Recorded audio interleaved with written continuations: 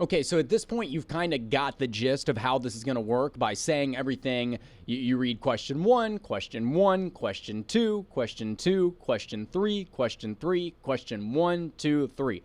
That's kind of the rhythm throughout the whole game that we read these questions. I'm trying to walk the fine line of not being so drawn out and boring that you get bored with these, but while also being as thorough as possible so that way you kind of know what you're doing here. For the second half, let me just kind of give you a quick rundown so we don't have to do every single round. Round number 6, it's the entertainment trivia round. The first 2 questions are normal. Question 3 is different, though. Question 3 is where you get to have a little bit of fun. Question 3, the host always gets to pick a song that they want, whatever you want to do, and then it's the artist's job to tell you the name of the song and the artist, and they've got to do both. So I like to pick one-hit wonders in that round, but they've got to give you both the song and the artist to get it right. If they just give you the song, they're out of luck. If they just give you the artist, they're equally as out of luck. They need both the song and the artist for the third question in round number 6. Round number 7, it's the mixing things up round. So every week we do something a little bit weird and a little bit different in that round. I will always have notes written in the game in italics. It'll be what you can read as a script, and it explains how the round works. It's pretty self-explanatory. You'll be able to tackle it, no problem at all, in round number 7. Round number 8, there's nothing fancy going on in round number 8. It's just like all the way back in round number 1, just 3 questions, 3 answers, very straightforward, except round number 8 is usually a little bit harder because, as you can see on your pages, it's worth more points than anything else. So that brings us to the end of round number 8 into the gamble question. Here's how this will play out. So I'm going to go ahead and play some music like we're coming in at the end of round 8 and heading into the gamble.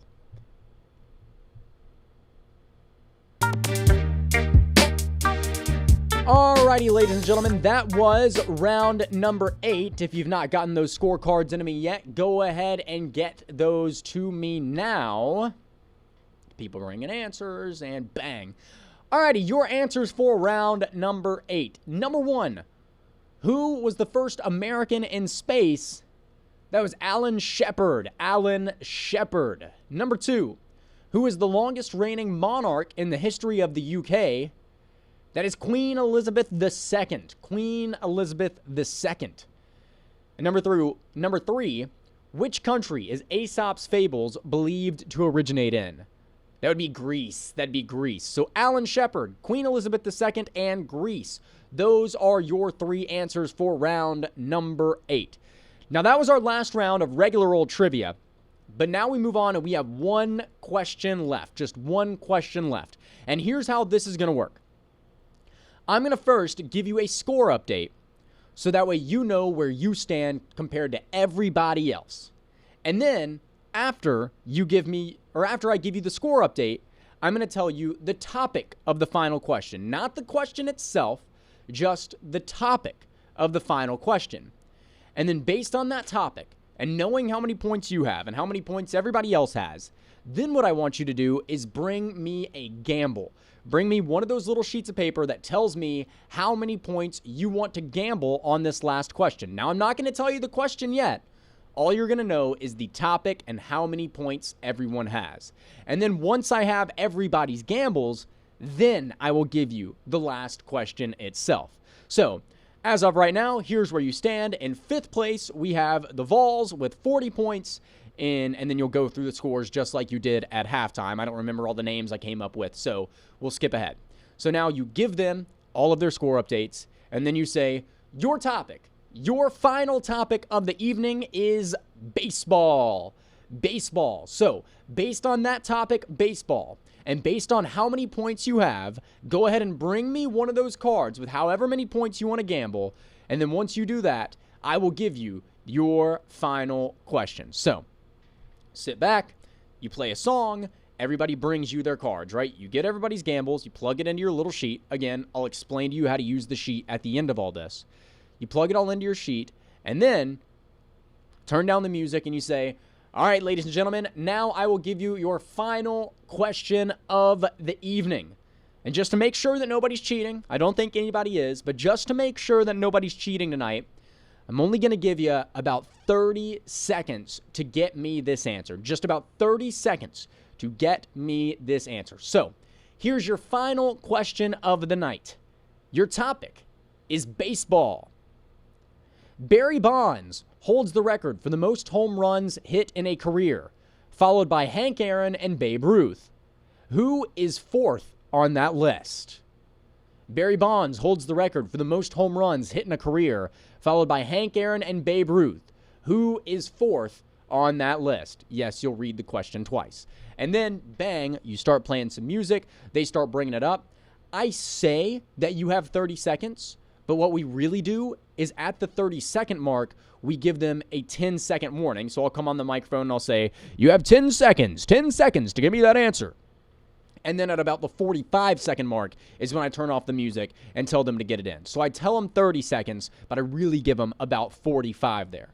So then you get everybody's answers in, right? You go through, you see who got it right, you see who got it wrong, and you plug it into the score sheet. And then you come on the microphone, and that's when you get to announce the winner. So you come on and you say, all righty, ladies and gentlemen, I've got now everybody's answers in. So now it's time to find out who the big winners and the big losers in trivia are tonight. So here was your final question. Barry Bonds holds the record for the most home runs hit in a career, followed by Hank Aaron and Babe Ruth. Who is fourth on that list? Well, first, just a reminder, you got to build the suspense, of course, right? Just a reminder, we play trivia every week right here at 7 o'clock.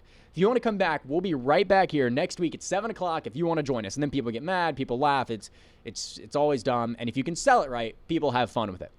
So then you say, all right, again, your final question. Barry Bonds holds the record for the most home runs hit in a career, followed by Hank Aaron and Babe Ruth.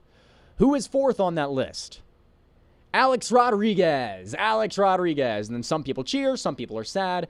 And then you go through and you say, all right, now it's time to find out who the big winners and the big losers were tonight. So here are your final scores. So then you go through, and again, just like you did at halftime, just like you did before the final round, you read them the list of scores. And if you want to ham it up at the end between who wins and loses, third, second, and first place, the places that get gift cards, feel free, go ahead and do it. That's what I do, and it makes it more fun for you. It makes it more fun for everybody else. Last thing for hosting the game, if you have a tiebreaker, here's what I usually do. So if this team and this team are tied for first place, or if they're tied for any position that has money involved, so if it's third place for a $10 gift card, second place for whatever gift card, or especially first place, here's what I do. I will pick out the two teams that are tied. I'll say the Vols and the Predators are both tied for first place. So what I want each of you to do is I want each of you to pick the smartest person on your team and send them to my table. So you make them single out one person from their team. They send them up to your table to talk to you. And then you can do this over the microphone, keep the whole bar engaged. You give them each a little card from your table, and you say, all right, and then just pick a celebrity. Tell me the age of Betty White before she died. Right? Betty White's dead. Yeah.